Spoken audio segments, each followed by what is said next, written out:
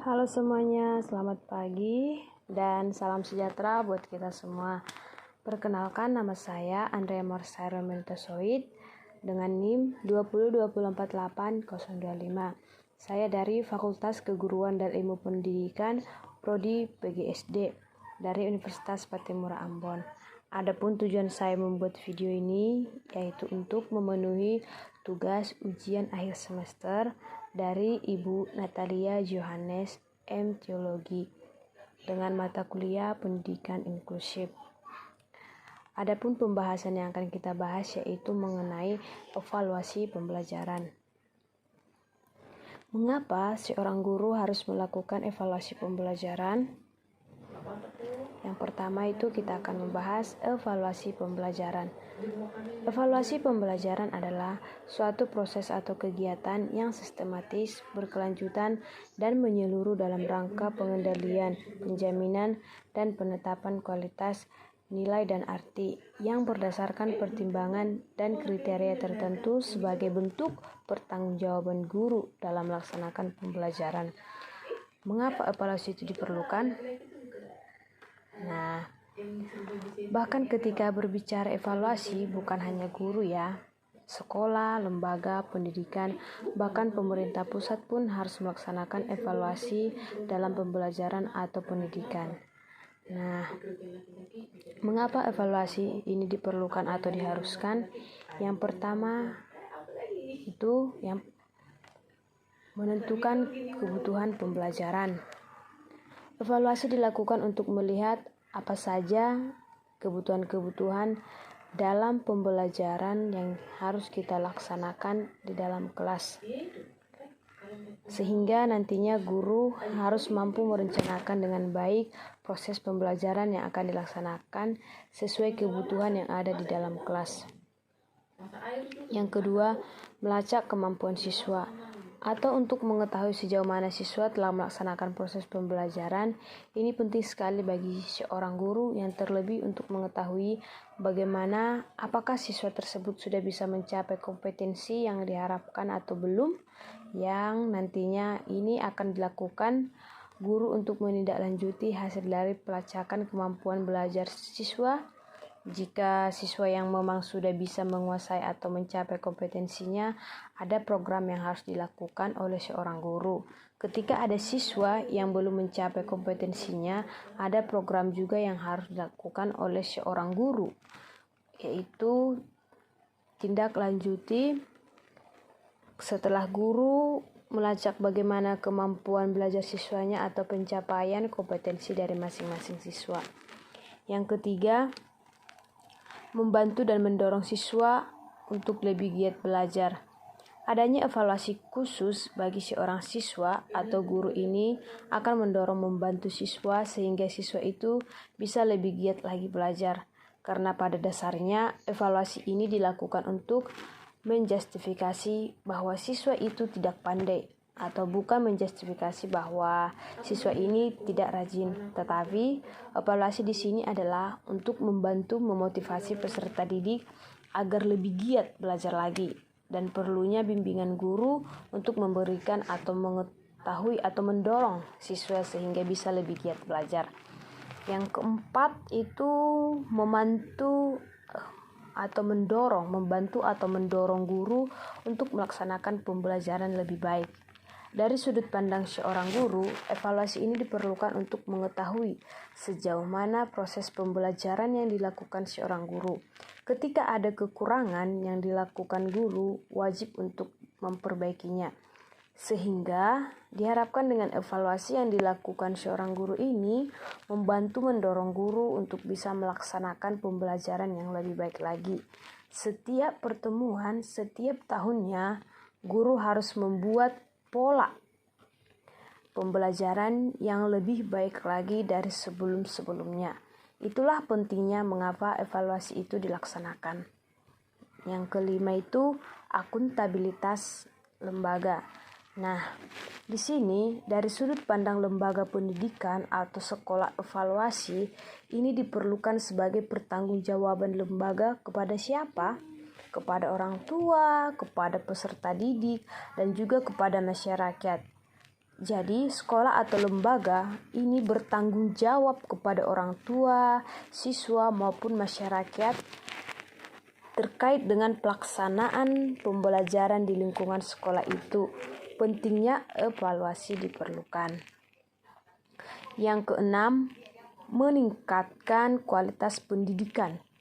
Diharapkan ketika guru, lalu tadi siswa, lalu lembaga pendidikan melakukan evaluasi secara menyeluruh ke semuanya, dilakukan evaluasi termasuk pemerintah pusat, utamanya yang berkaitan dengan pendidikan yang semuanya melakukan evaluasi dan diharapkan hasil dari evaluasi yaitu bisa meningkatkan kualitas pendidikan yang ada di Indonesia.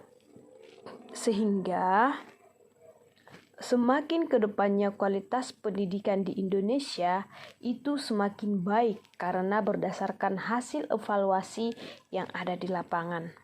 Itulah pentingnya evaluasi dilakukan. Kapan evaluasi dilakukan? Nah, evaluasi itu dilakukan yang pertama sebelum pengajaran atau pre-test. Kegiatan evaluasi dilakukan seorang guru sebelum pengajaran, yaitu dengan pemberian pre-test di awal. Baiknya guru melakukan atau memberikan pre-test terlebih dahulu kepada peserta didik untuk mengetahui apakah peserta didik sebelum pembelajaran di kelas itu sudah mempelajari materi tebalnya atau bukan. Itu penting karena tujuannya untuk mengetahui mana saja peserta didik atau siswa yang memang mereka siap ketika akan melaksanakan pembelajarannya. Yang kedua, saat pengajaran berlangsung. Evaluasi bukan hanya saja dilakukan di akhir saja, tetapi dalam proses pembelajaran pun itu kita harus bisa mengevaluasi hal-hal yang memang kurang tepat dalam perencanaan yang sudah guru lakukan. Jadi harus kita lakukan evaluasi. Yang ketiga, setelah pengajaran.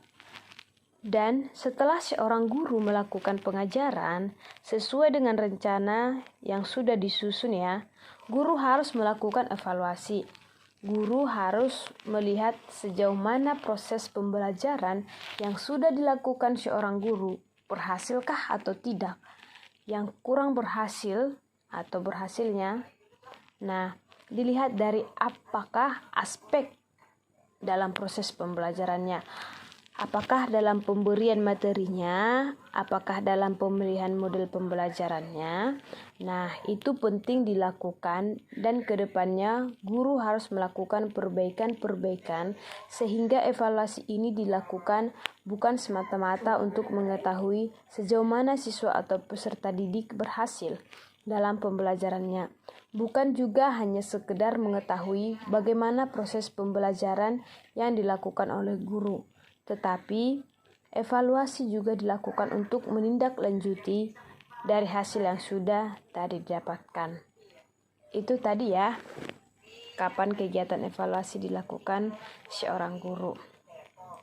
Berikutnya kita akan membahas tentang tujuan evaluasi pembelajaran. Tujuan evaluasi pembelajaran ini yang pertama untuk mengetahui taraf efisiensi metode yang digunakan oleh pendidik. Maksudnya di sini adalah evaluasi pembelajaran dilakukan untuk mengetahui apakah metode atau model pembelajaran yang dilakukan oleh seorang guru itu efektif dan efisien dan bisa memberikan pemahaman kepada peserta didiknya atau kepadanya atau kepada siswa, bahkan dalam metode ataupun model yang diterapkan oleh guru kurang efektif atau efisien sehingga banyak peserta didik yang belum bisa paham ketika proses pembelajaran itu dilakukan. Nah, itu adalah tujuan evaluasi pembelajaran yang pertama. Yang kedua itu untuk mengetahui seberapa jauh hasil yang telah dicapai dalam proses pembelajaran. Dan seorang guru pun penting mengetahui bagaimana keberhasilannya atau pencapaian dalam proses pembelajaran, baik dari sudut pandang siswanya atau sudut pandang gurunya ya, atau dilihat dari gurunya. Yang ketiga, mengetahui apakah materi yang dipelajari dapat dilanjutkan dengan bahan yang baru atau diulang. Nah, maksudnya di sini adalah tadi guru melaksanakan evaluasi. Guru pun harus menindaklanjutinya.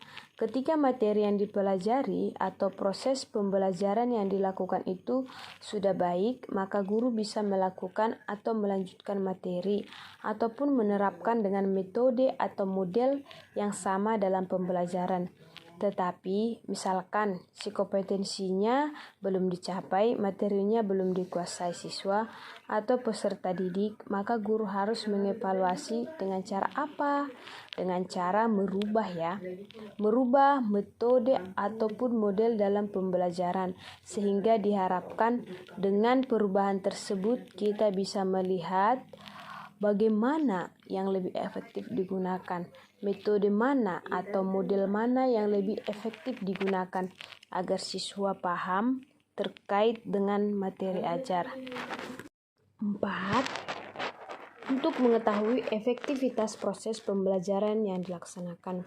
Ini juga sudah kita bahas bahwa evaluasi pembelajaran bertujuan untuk mengetahui bagaimana efektivitas atau keefektifan proses pembelajaran yang dilakukan oleh seorang guru, baik dilihat dari gurunya ataupun dari siswanya.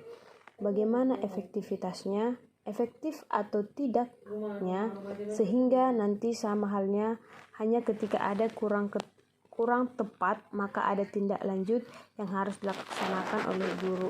Itu mengevaluasinya itu dirubah. Dan yang kelima, untuk mengetahui kesesuaian persepsi dan pemikiran peserta didik dalam mengikuti proses pembelajaran. Evaluasi pembelajaran juga penting dilakukan untuk mengetahui persepsi dari masing-masing peserta didik. Pemikiran yang sudah dikuasai masing-masing peserta didik kalau peserta didik itu mengetahui proses pembelajaran yang sudah dilakukan. Keenam, untuk mengetahui apakah komponen-komponen dalam proses pembelajaran sudah memberikan kontribusi positif bagi proses pembelajaran. Nah, evaluasi juga penting untuk melihat komponen-komponen dalam proses pembelajarannya. Seperti tadi saya jelaskan, baik penggunaan media ajarnya, lalu pemilihan bahan ajarnya, lalu pemilihan model strategi pembelajaran. Itu adalah komponen-komponen dalam proses pembelajaran, dilihat apakah sudah bisa memberikan kontribusi positif atau belum. Ya, ini penting dilakukan sehingga seorang guru itu harus bisa mengetahui bagaimana pencapaian peserta didik dilihat dari komponen-komponen dalam proses pembelajaran. Yang ketujuh itu mengetahui sejauh mana perkembangan dari pelaksanaan pembelajaran. Evaluasi juga dilaksanakan untuk mengetahui sejauh mana pelaksanaan atau perkembangan pembelajaran yang dilaksanakan.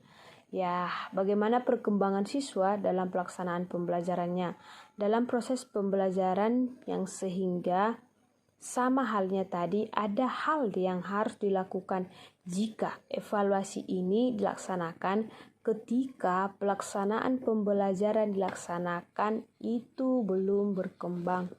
Yang kedelapan, mengetahui dampak apa yang terjadi dari proses pembelajaran. Evaluasi juga dilaksanakan untuk mengetahui dampaknya ya. Dampak dari proses, dampak dari pembelajaran, dampak yang didapat oleh peserta didik dari proses pembelajaran. Apakah peserta didik itu atau siswa itu bisa mencapai kompetensinya atau belum mencapai kompetensinya. Yang kesembilan, bahan pertimbangan untuk menentukan proses selanjutnya agar lebih efektif dan efisien. Dari keseluruhan yang tadi sudah saya jelaskan, intinya adalah ketika menemukan hal-hal yang memang kurang efektif, kurang efisien, kurang tepat dalam penggunaan komponen-komponen di proses pembelajarannya, maka guru harus bisa melakukan perubahan, harus bisa menentukan hal-hal yang kurang tepat, sehingga diharapkan Dari evaluasi tersebut, pembelajaran yang dilaksanakan itu bisa lebih efektif dan efisien. Itu adalah tujuan dari evaluasi pembelajaran. Next, kita akan membahas tentang fungsi evaluasi pembelajaran. Fungsi evaluasi pembelajaran yang pertama itu adalah selektif. Evaluasi selektif adalah evaluasi yang digunakan untuk memilih siswa yang tepat sesuai dengan kriteria program kegiatan tersebut.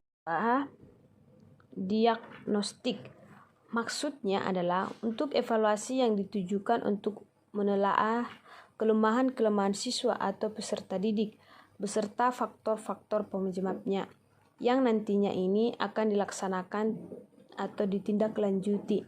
Apakah kelemahan siswa dalam pembelajaran apa, penyebabnya bagaimana, siswa itu lemah dalam proses pembelajarannya, itu yang diperbaiki.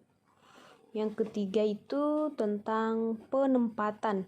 Maksudnya adalah evaluasi yang digunakan untuk menempatkan siswa dalam program pendidikan tertentu yang sesuai dengan karakteristik siswa atau peserta didik. Yang keempat, formatif. Evaluasi yang dilaksanakan untuk memperbaiki dan meningkatkan proses pembelajaran. Yang kelima, sumatif. Evaluasi yang digunakan untuk menentukan hasil dari kemajuan belajar siswa. Nah, ini fungsi yang harus kita pahami terkait dengan evaluasi pembelajaran. Selektif, diagnostik, penempatan, formatif, dan sumatif. Selanjutnya kita juga harus memahami prinsip-prinsip umum evaluasi. Apa itu prinsip-prinsip umum evaluasi? Yang pertama itu kontinuitas atau berkelanjutan, dan maksudnya dalam melakukan evaluasi itu kita tidak hanya melaksanakan satu kali aja, tapi evaluasi itu dilaksanakan berkelanjutan atau terus-menerus ya, dari mulai awal sampai akhir, sehingga kita bisa mengetahui apa kelemahan-kelemahan dalam proses pembelajaran yang kita susun. Dari kelemahan-kelemahan dari sudut pandang siswa, mengapa tidak memahami atau belum mencapai kompetensi ajar. Yang kedua itu komprehensif atau menyeluruh. Artinya ketika kita melakukan evaluasi, semua aspek yang berkaitan dengan proses pembelajaran itu kita evaluasi ya. Kita evaluasi terutama dalam kurikulum sekarang, di mana aspek yang menjadi evaluasi antara lain tingkah laku, sikap, lalu pengetahuan motorik dan keterampilan. Jadi harus semuanya kita lakukan evaluasi. Ketiga, objektivitas. Dalam melakukan evaluasi, kita harus objektif. Kita harus bisa melihat dari sudut pandang yang objektif ketika proses pembelajaran, atau misalkan ketika ada siswa yang belum mencapai kompetensinya, ya kita untuk menyalahkan siswa, siapa tahu ada yang kita melakukan salah dalam proses pembelajaran. Jadi kita harus objektif, kita harus melihat dari sudut pandang yang objektif, yang jelas. Yang keempat itu kooperatif. Harus bisa bekerja sama. Dalam evaluasi ini harus kooperatif antara siswa, guru, sekolah, itu semuanya harus kooperatif. Harus bisa kerjasama sama kita. Tidak bisa melaksanakan evaluasi yang bagus tanpa kerjasama dari pihak. Misalkan ya, ketika kita mengevaluasi proses pembelajaran di kelas, harus ada kerjasama antara siswa atau peserta didik dengan guru. Karena itu yang terlibat di dalam kelas itu yang tahu. Jadi jangan dari sudut pandang guru kumpul, kita pun harus melihat dari sudut pandang siswanya. Jadi harus bisa kooperatif atau bekerja sama. Yang kelima, praktis, yaitu mudah untuk dilaksanakan dalam melakukan evaluasi seorang guru.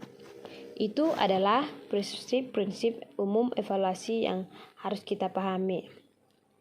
Baik, selanjutnya saya akan menjelaskan prinsip-prinsip evaluasi.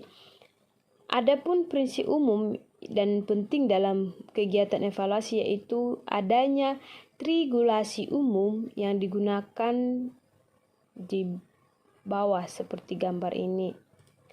Regulasi umum evaluasi. Yang pertama itu adalah tujuan KBM evaluasi. Hubungan antara tujuan KBM dan evaluasi. Tujuannya pendidikan berkedudukan sebagai dasar dalam melaksanakan KBM dan penentuan alat prosedur evaluasi. Jadi KBM dan evaluasi itu dilaksanakan atau dirancangkan berdasarkan tujuan pembelajarannya. Dari tujuan bisa disusun bagaimana proses belajar mengajarnya dan bagaimana alat atau prosedur pengajarnya. Terus kita akan membahas tentang subjek evaluasi. Apa itu subjek evaluasi? Subjek evaluasi itu menjelaskan tentang konsep dari evaluasi pembelajarannya. Mudah-mudahan saudara bisa memahami apa yang sudah saya jelaskan tadi tentang apa itu regulasi umum yang bisa digunakan ya. Sekarang terkait dengan pengertiannya, subjek evaluasi adalah orang yang melakukan pekerjaan evaluasi. Siapa yang dapat disebut subjek evaluasi untuk setiap tes ditentukan oleh suatu aturan pembagian tugas atau ketentuan yang berlaku. Jadi, subjek evaluasi ini adalah orang yang melakukan pekerjaan evaluasi, orang yang melaksanakan evaluasi. Nah, ketika berbicara evaluasi, kan bukan hanya pembelajaran yang banyak, sehingga kita harus paham dulu ini yang umumnya bahwa subjek itu orang yang melakukan evaluasi. Lalu siapa yang disebut subjek evaluasi untuk setiap tes? Itu tergantung dari tes apa yang digunakan ya, itu yang perlu kita pahami. Nah, dilihat dari subjek evaluasi ada dua. Subjek evaluasi internal dan subjek evaluasi eksternal. Dilihat dari jenis subjek evaluasi, yang pertama itu apa? Subjek internal. Subjek internal itu ialah evaluasi yang dilakukan oleh orang dalam sekolah sebagai evaluator, misalkan pengajar. Subjek evaluasi yang dilaksanakan di dalam sekolah atau di kelas itu adalah guru. Tugasnya sebagai evaluator. Yang kedua, evaluasi eksternal. Evaluasi yang dilakukan oleh orang luar sekolah sebagai evaluatornya, misalkan orang tua, masyarakat. Karena kan orang tua dan masyarakat pun harus mengevaluasi bagaimana pembelajaran yang dilakukan di sekolah ya. Sehingga orang tua, masyarakat itu dikatakan evaluator juga. Tetapi sebagai evaluasi atau evaluator eksternal yang berasal dari luar sekolah. Yang berikutnya itu contoh objek evaluasi. Contoh objek evaluasi itu yang pertama untuk melaksanakan evaluasi tentang prestasi belajar atau pencapaian, maka sebagai subjek evaluasi adalah guru. Jadi guru itu dikatakan subjek evaluasi ketika kita mau melihat prestasi yang sudah didapatkan oleh siswa atau peserta didik dan sejauh mana pencapaian dari peserta didiknya itu juga dilaksanakan oleh seorang guru melalui tes atau ulangan lah kalau kita sebutnya. B atau yang kedua, untuk melaksanakan evaluasi sikap yang menggunakan sebuah skala, maka sebagai subjeknya dapat meminta petugas ditunjuk dengan didahului oleh suatu latihan evaluasi tersebut. Maksudnya ini berbicara sikap ya umumnya. Jadi dilaksanakan oleh petugas yang memang harus memahami terkait dengan sikap yang akan dinilainya, yang akan dievaluasi lah. Misalkan berbicara sikap evaluasi, sikap yang dilaksanakan dalam proses pembelajaran. Nah, itu pun sebetulnya bisa dilakukan oleh seorang guru lainnya kalau misalkan luas evaluasinya. Kalau sikap dilakukannya itu harus petugas khusus yang memang mereka paham tentang evaluasi sikap. C. Untuk melaksanakan evaluasi terhadap kepribadian menggunakan sebuah alat ukur yang sudah distandarisasikan, maka subjeknya adalah ahli-ahli psikologi. Mengapa? Karena di samping alat yang harus bersifat rahasia, di dalam mengevaluasi kepribadian juga harus dites dan jawabannya itu harus diinterpretasikan dengan cara-cara tertentu dan yang memahaminya adalah ahli-ahli psikologi. Jadi ketika untuk mengevaluasi kepribadian bisa dilakukan oleh ahli-ahli psikologi yang umumnya itu ya. Kalau misalkan tadi secara khusus dalam proses pembelajaran dalam lingkungan kelas itu dilakukan oleh seorang tubuhnya, jadi guru mah harus multitalenta, jadi harus bisa mengevaluasi baik tadi dengan tes prestasi belajar, lalu sikap ataupun kepribadiannya itu subjek evaluasi yang harus kita pahami. Nah, selanjutnya kita akan membahas objek evaluasi. Nah, objek evaluasi ini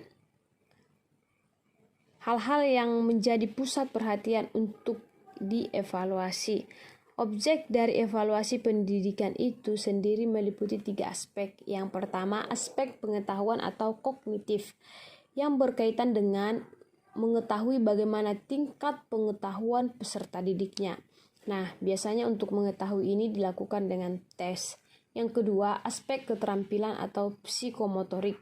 Ini kaitannya dengan keterampilan dalam pembelajaran. Ini pun bisa dilakukan untuk mengetahui evaluasinya dengan cara unjuk kinerja atau produk proyek dan lain sebagainya. Yang ketiga, sikap atau efektif. Ini pun sama halnya dalam evaluasinya itu bisa menggunakan observasi, terus wawancara, lalu penilaian teman sebaya dan sebagainya. Nah, demikian yang bisa saya sampaikan tentang mengapa guru harus melakukan evaluasi pembelajaran. Sekian dan terima kasih. Shalom, Horas.